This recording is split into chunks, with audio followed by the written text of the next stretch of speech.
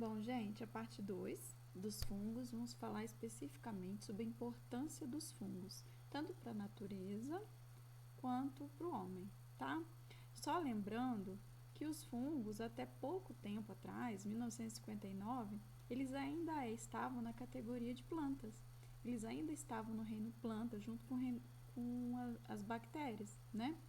E aí, só em 1959, o Itaque propôs a classificação dos 5 reinos. E aí, quem teve um reino só para os fungos: Fungi, Monera, Protista, Plantae e Animae, tá? Então, essa classificação é bem recente, ok? Bom, vamos lá. Continuando a nossa aula de fungos, aula 15, apostila 3, setor B, tá? Eu espero que você já tenha assistido a parte 1, e aí aqui a gente fala especificamente sobre a importância dos fungos. Sobre isso, uma das funções mais importantes dos fungos é o processo de decomposição, né? No processo de decomposição, os fungos conseguem digerir matérias orgânicas complexas, jogando enzimas nessa matéria orgânica e absorvendo moléculas mais simples. Este processo de decomposição é fundamental para a manutenção de todos os seres vivos no planeta.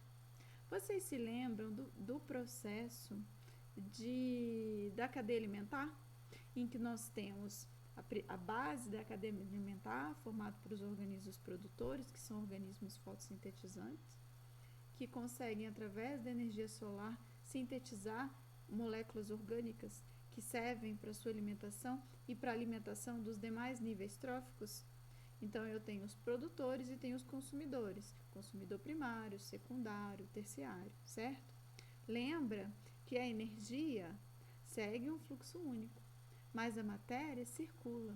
A matéria só circula através dessa cadeia alimentar graças ao processo de reciclagem que os fungos fazem nesse processo de decomposição. Então, eles disponibilizam novamente esses nutrientes inorgânicos para a cadeia alimentar, para os organismos fotossintetizantes, ok? Então, eles são fundamentais.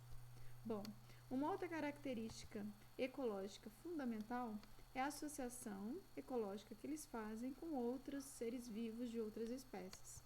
Então, um exemplo que a gente pode dar, que há benefício mútuo, é o mutualismo dos fungos, certas espécies de fungos, com formigas cortadeiras. As formigas cortadeiras, elas levam para os seus ninhos folhas que servem de alimento para os fungos que ficam cultivados nesses locais. Os fungos ficam protegidos, têm alimento disponível e elas utilizam eles para se alimentarem. Um exemplo incrível de mutualismo. Um outro exemplo que a gente tem é a associação entre fungos e raízes. Abaixo nas raízes, nos solos, existe um emaranhado de micélios de fungos que ajudam as raízes das plantas a aumentarem a sua superfície de absorção e disponibilizam para ela nutrientes que as raízes precisam para nutrir aqueles vegetais, né? Então, imagina, os fungos são decompositores. Eles liberam, através das suas hifas, enzimas digestivas que quebram moléculas orgânicas mais complexas em moléculas mais simples e eles ajudam com que as plantas consigam absorver esses nutrientes inorgânicos, ok? Em troca, ela beneficia esses fungos com produtos da fotossíntese, produtos que descem do vegetal pelo floema e que ajudam a nutrir esses fungos. É uma associação incrível, ok? Bom, a gente também não pode esquecer dos líquens. Os líquens também são associações simbióticas entre fungos e algas. Há também líquens que fazem associações simbióticas entre fungos e cianobactérias. Lembra que nós estudamos isso? Então, um líquen, ele funciona tão perfeitamente que nem o fungo, nem a alga ou a cianobactéria conseguem viver separadamente, porque eles funcionam como um organismo único, ok? Com um sistema reprodutivo único, inclusive. E esses líquens, eles são muito importantes principalmente no processo de sucessão ecológica. Processo de sucessão ecológica primária, por exemplo, em que vai iniciar um processo de colonização de um ambiente que não havia um legado de vegetação prévia naquele local. Quando essas partículas de líquens chegam nesses locais, eles são agregados às rochas, eles ajudam no processo de decomposição da rocha e eles são organismos pioneiros que vão ajudar nesse processo de sucessão primária, ok? Alguns líquens, eles são muito frágeis a determinados ambientes e variações de poluição, por exemplo, poluição ambiental do ar. E aí, eles servem como bioindicativos. Eles estão presentes naqueles ambientes em que o ar é extremamente limpo, tá? Não servem para todas as espécies de fungos, mas muitos deles são bioindicadores do ambiente. Em relação à área médica e à área farmacológica, existem várias doenças que são causadas pelos fungos. Essas doenças merecem uma atenção maior, e aí eu vou falar num slide à parte. Além das doenças, existem muitas funções benéficas, como, por exemplo, o desenvolvimento de fármacos a partir de fungos. O antibiótico penicilina, que foi o primeiro antibiótico da história a ser produzido e que foi fundamental, né, na história de vida da humanidade, ele foi descoberto por acaso por um cara chamado Alexandre Fleming. Ele estava trabalhando com bactérias e aí ele tinha uma placa com bactéria, crescimento bacteriano, que ele esqueceu e ele viajou. E aí quando ele voltou, essa bactéria, ela tinha sido contaminada por fungo. E aí quando ele foi olhar essa placa, ele observou que onde tinha fungo não tinha o crescimento das bactérias. E aí ele ficou encucado com aquilo. E aí ele começou a estudar o que o fungo tinha, o que ele produzia, que era capaz de eliminar as bactérias. E aí ele descobriu substâncias produzidas por esse fungo, que é a penicilina, que é um antibiótico. E que a gente usa esse antibiótico até hoje, certo? Além da penicilina, existem anti-inflamatórios, existem anticoncepcionais e inúmeros medicamentos produzidos a partir de substâncias fúngicas, ok? Os fungos também são muito importantes na área de alimentar. Vocês sabem que os fungos eles podem ser ou consumidos diretamente, né, in natura, ou assados, ensopados, desidratados, champignons, shimeji, porcine, shiitake. E, inclusive, no Brasil, tem um potencial muito grande de espécies que podem ser comestíveis. Tem um estudo feito na Amazônia que descobriu que mais de 80 espécies que existem na Amazônia podem ser comestíveis. Imagina o potencial de fontes de alimento dos fungos para a nossa população. Nós sabemos que eles são fontes de proteína, de vitaminas, tá? Bem interessante. Além dos fungos poderem ser comidos diretamente, eles podem participar do processo de vários alimentos, como por exemplo queijos, pães, né? E bebidas alcoólicas. Nesse caso, a gente pode olhar pelo lado da área industrial, tá?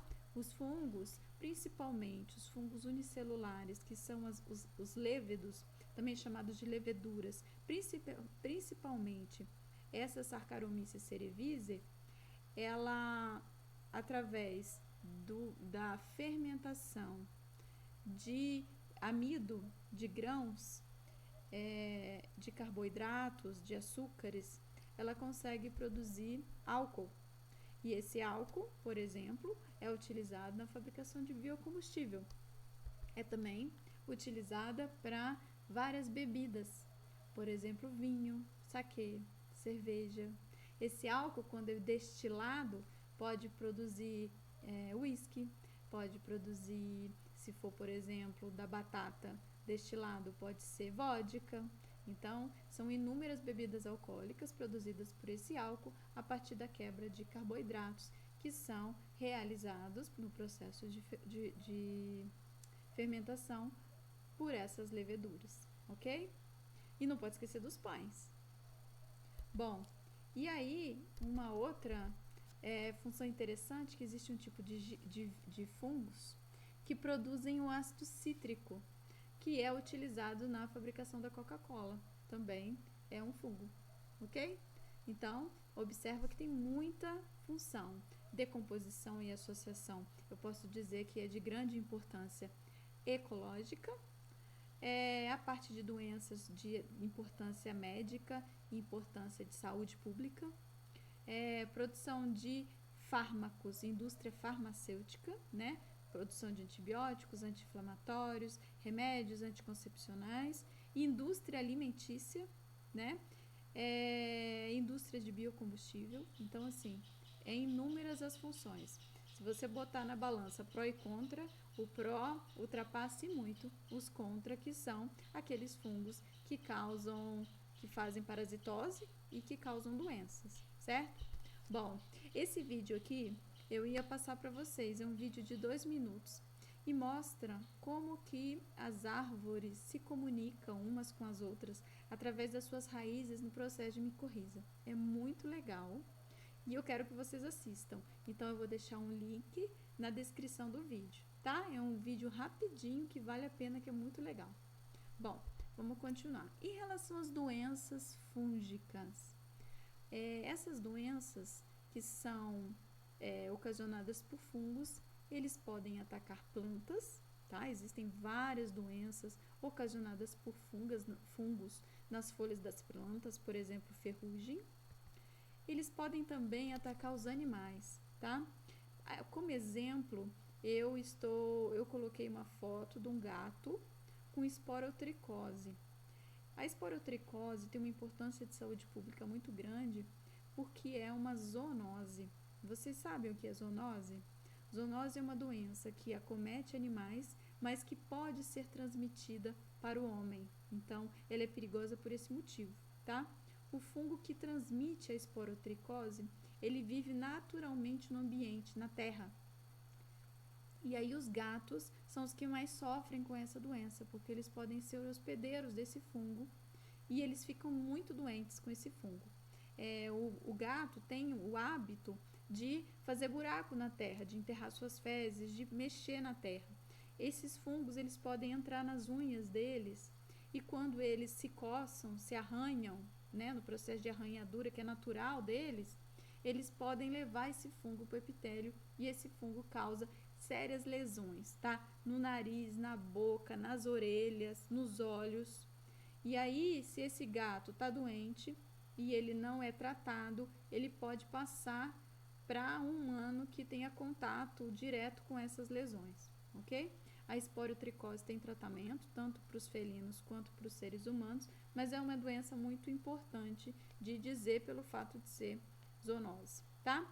E em relação às doenças de humanos, bom, são várias doenças acometidas em humanos e geralmente as doenças fúngicas, elas são doenças ditas oportunistas.